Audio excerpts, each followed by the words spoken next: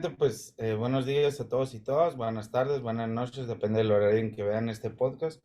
Estoy agradecido con esta asociación civil, Wicca México, que está haciendo estos podcasts. Mi nombre es Luis Alonso Hagel Sievdórame. Hice mi tesis doctoral en el Instituto de Investigaciones Jurídicas de la Universidad Autónoma de Chiapas, honradamente becario de CONACYT. Descripción de la tesis. El link de descarga de la tesis se encuentra en la descripción. Miren, mi tesis se llama El sigilo sacramental y la obligación de declarar en el proceso penal. A simple vista, tocamos dos temas, ¿no? De primer lado, lo que es el sigilo sacramental, esa obligación perenne de los ministros de culto, en específico de los sacerdotes de la religión católica, esa obligación perenne que tienen de guardar el secreto y en específico el secreto de la confesión, que no es inviolable, permanente y perpetuo. Inviolable, permanente y perpetuo. Inviolable si quiere decir que no se puede romper por ningún motivo, no hay ninguna excepción. Permanente quiere decir que es desde el comienzo hasta el final, o sea, desde cuando se cuenta hasta mientras vaya transcurriendo el día a día, y perpetuo, que incluso este secreto viene a recaer la protección incluso hasta después de la muerte. Es decir, no se puede contar, es inviolable, permanente y perpetuo. Por otro lado, bueno, en la cuestión esta del sigilo sacramental, viene a buscar la línea de investigación en lo que es derecho eclesiástico, en específico en el derecho canónico. La segunda parte del título ya viene a recaer en la obligación de declarar en el proceso penal. Viene a recaer sobre la línea de investigación procesal penal. Es esa obligación que todo ciudadano tiene de dar anuncio a las autoridades de esa bien llamada noticia crímenes cuando se está ejecutando o bien un posible acto que dañe terceros o bien el bien público, es decir, un hecho punible en este caso. Bueno, de primer momento, pues como se habla, háblame de tu tesis, es lo que voy a hacer, voy a incursionar un poco en este mundo que es un poco sonado, de verdad, en el área jurídica es muy poco incursionado lo que es derecho eclesiástico y derecho canónico. En otros países, por ejemplo en España, en la matrícula de derecho, ahí tienen la clase, por así decirlo, el derecho eclesiástico dentro de su plan de estudios. Sin embargo, en México es poco explorado. Eh, ¿Por qué? Voy a hablarles un poco primeramente de la justificación, el por qué estoy hablando de esto, ¿va? Porque si no, no tendría sentido. ¿Por qué me estoy enfocando en los sacerdotes de la religión católica en este específico acto del sigilo sacramental? ¿Y por qué lo transbordo hacia el área procesal penal en esa obligación que tienen como ciudadanos de declarar? Bueno, la justificación aboca a un estudio del INEGI en el 2020 en la cuestión de socio-religiosa que en México la población total de católicos aboca a un 77.7% de la población. Es decir, la mayoría de la población mexicana es católica. En otra cuestión, los clérigos, a partir de la Dirección General de Asociaciones Religiosas, en un estudio del 2018, señala que son 22.575. En esta misma sintonía, ese acto que quiero yo reforzar para que se viole o se violente el sigilo sacramental, para esa obligación de declarar el proceso penal, es un solo acto, es una sola excepción. ¿Cuál es? Cuando los ministros de culto, los sacerdotes, han escuchado en la confesión algún abuso sexual infantil. ¿Va? ¿Por qué? Y aquí entra la justificación. Porque México es el primer país del mundo en casos de abuso sexual infantil. No es honrosamente, la verdad es vergonzoso. y tenemos que ser algo como mexicanos, ¿no? Cabe destacar que los clérigos ocupan el tercer lugar en cometer abusos sexuales infantiles. He aquí la justificación y también no lo vean como un disparate, por así decirlo, romper el sigilo sacramental, violentar la libertad religiosa. Aquí tendríamos que ponderar, por un lado, la libertad religiosa, por otro lado, el objeto del proceso penal, ¿va? Y no es una idea que no se haya discutido. En México sí, pero en otros países no. Por eso, en el derecho comparado, se ha ponderado romper ese sigilo sacramental ante casos excepcionales. Por eso, hasta este momento, puedo decir que mi investigación es pertinente, necesaria y actual. Dentro de lo mismo, voy a platicarles un poco sobre el planteamiento del problema. En el,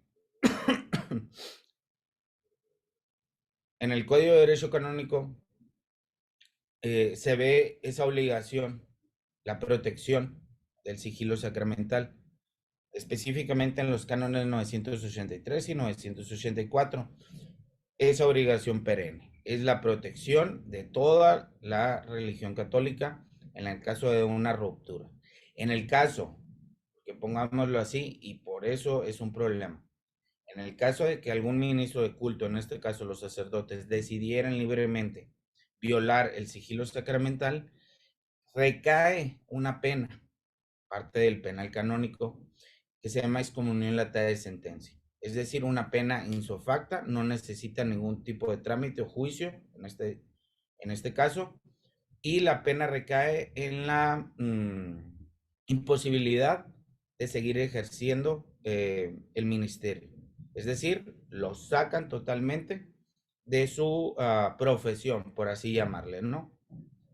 Es la pena más fuerte que tiene y es donde entramos en ese dilema. Y voy a entrar con un tema un poco teológico. Dios perdona, pero la iglesia no. En este caso, el derecho canónico no perdona la violación o la violentación del sigilo sacramental. En otro caso, por otra parte, tenemos la obligación de declarar en el proceso penal que se encuentra en el Código Nacional de Procedimientos Penales, el artículo 222, y tenemos como sociedad, como Estado democrático, siguiendo una política criminal ad hoc y en la base a la protección de los derechos humanos, debemos de preservar el objeto del proceso penal, que es el esclarecimiento de los hechos, una de las partes. Que el culpable no quede impune, etcétera, ¿no? Esto lo podemos encontrar también en el Código Nacional de Procedimientos Penales, en el artículo 20. Partiendo de ahí, mi pregunta de investigación son dos. ¿Qué es más importante para el interés social ante actos excepcionales? ¿La protección del sigilo sacramental o el objeto del proceso penal? Y la segunda, ¿es posible justificar el rompimiento del sigilo sacramental ante actos excepcionales? En este caso, abuso sexual infantil. La metodología que yo he utilizado para comprobar esta tesis, o bueno, generar la hipótesis, ha sido un método cualitativo. Pero además de ello, durante el proceso de realización de la tesis, se consideró pertinente realizar también un estudio cuantitativo.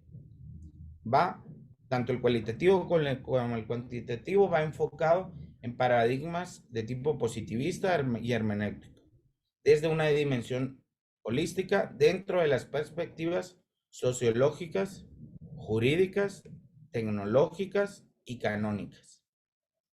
Ya les he ido platicando un poco de ello.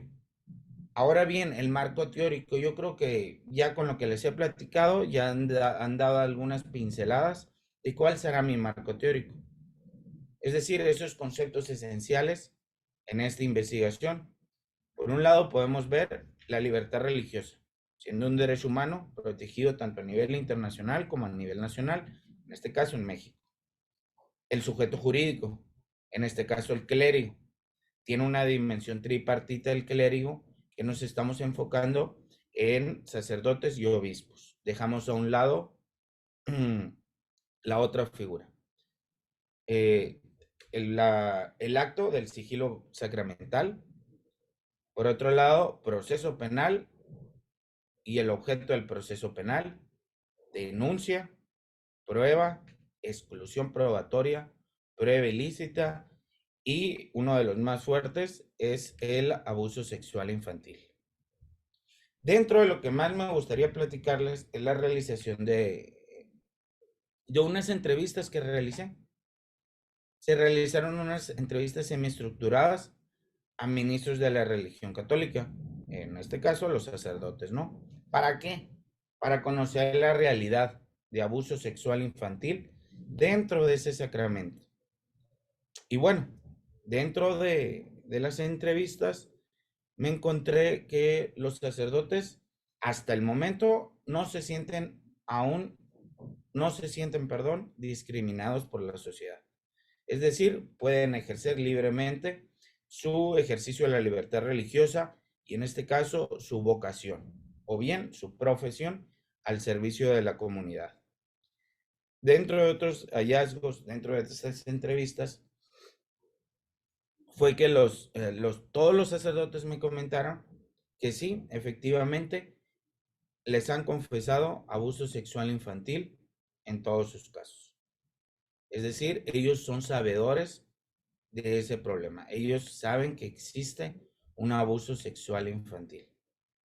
Y es por así decirlo, y hasta este punto quiero hacer un paréntesis. Hablemos sobre la famosa teoría de la bomba de relojería, ¿no? Esa teoría de Estados Unidos, que habla sobre, igual, una persona, un menor de edad, que sufre bullying en el colegio, harto de todo este bullying que le hacían, decide poner unas bombas en la graduación de su escuela, en el auditorio, y decide no asistir, obviamente. Y en el mismo arrepentimiento de él, va y le confiesa al sacerdote que está a punto de cometer ese homicidio para todas esas personas. En este caso, el sacerdote lo conlleva para que reserve, no cometa ese delito, ¿no? Porque va a hacer daño a la vida, etcétera.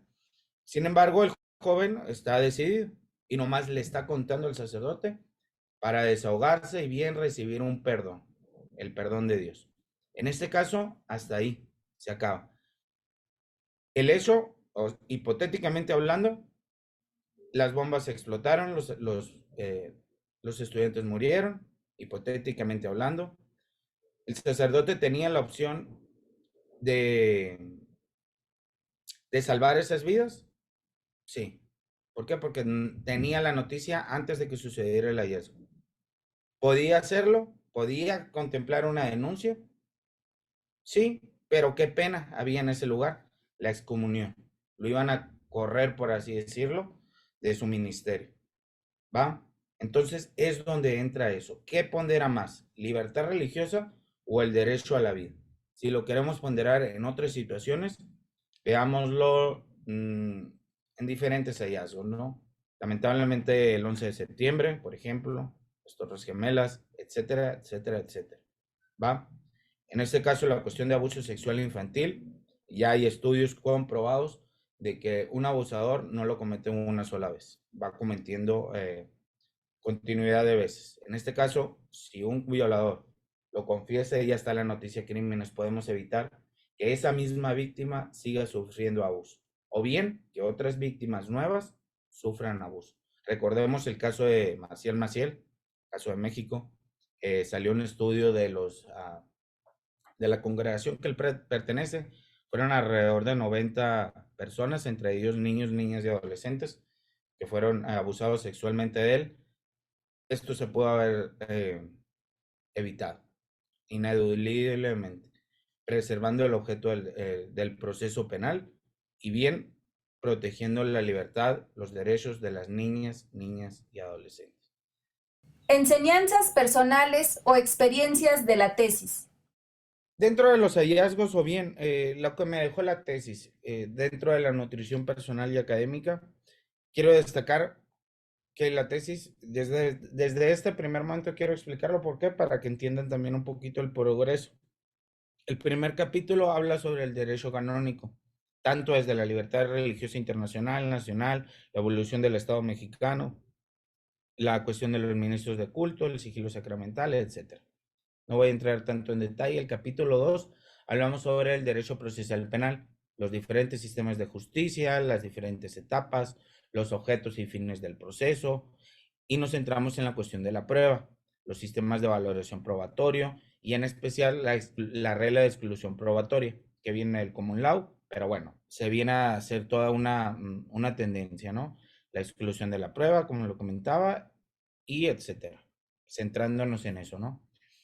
Y en la cuestión del capítulo 3 es sobre el abuso sexual infantil. Como yo les mencioné al principio, la ponderación de estos casos ya se había dado. En Australia, la ley australiana fue la primera en juzgar a los ministros de culto en que no confiesen o no den aviso a las autoridades por algún tipo de caso de abuso sexual infantil, aún violentando la libertad religiosa. Es decir, aún que se tiene que violar el sigilo sacramental, ellos tienen esa obligación, porque vale más eh, la dignificación de los niños, niñas y adolescentes, en este caso, que la libertad religiosa. Así lo decidieron. Y por un lado hay una pena pecuniaria a los que no decían hacerlo y hay una pena privativa de libertad. No es también, hay otros casos, por ejemplo, Francia, Estados Unidos, Costa Rica, Chile ya lo han tratado de ponderar, pero no se ha podido. Dentro, y por eso les platico esto, a lo mejor no es algo bueno para platicar, por así decirlo.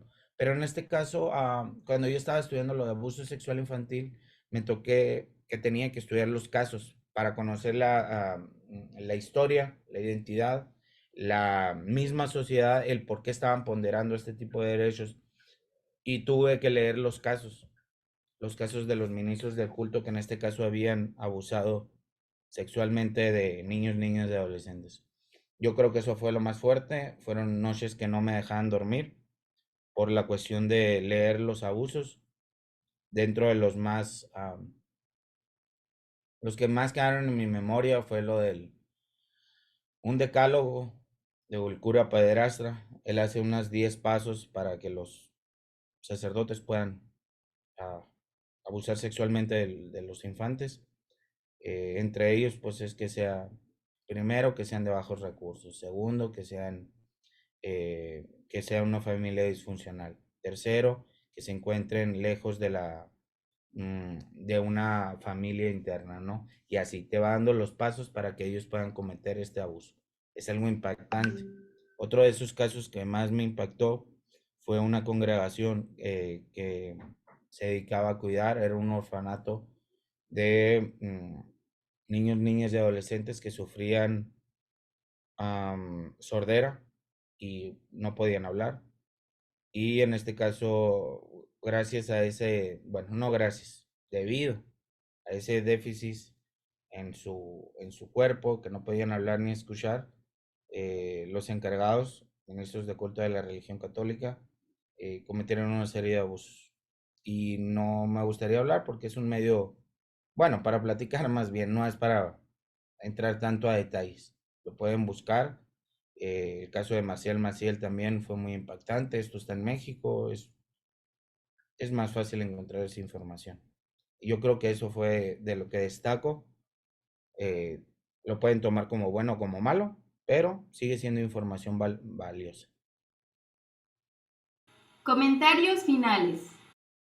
Hasta este momento les he platicado un poco de mi marco teórico, la normatividad, las problemáticas, la justificación que hemos tenido, un poco de las entrevistas y bien, las conclusiones y los hallazgos. Primeramente Dios, espero verla publicada en un año más y los invito, bueno, a leerla, ¿no? La tesis lleva por nombre El sigilo sacramental y la obligación de declarar en el proceso penal. Esta fue una investigación propia, tesis doctoral. Tuve la fortuna de estar en un instituto muy agradable, muy profesional, Instituto de Investigaciones Jurídicas de la Universidad Autónoma de Chiapas. Además de ello, esta investigación, y por eso quiero cerrar con esto, esta investigación fue una colaboración también de 2 estancias doctorales. La primera estancia de investigación la realicé en la Universidad Complutense de Madrid, en España, a cargo del vicedecano Xosas Alonso. La segunda de ellas, estancia de investigación, la realicé en la Universidad de Rosario, en Bogotá, en Colombia. Parte de ello es mi investigación desde mi trinchera, desde mis estudios, unos estudios que duraron 3 años y medio. Y venga, los invito a seguir en esta dinámica, y cualquier duda o aclaración, mi correo está disponible, alonso-hd28@hotmail.com. El día de hoy me encuentro con una adscripción como profesor investigador de tiempo completo en la Universidad de Sonora. Aquí me pueden encontrar igual en el portal, en la misma universidad. Y bueno, estoy para servirles y para comentar y debatir este tipo de temas. Gracias.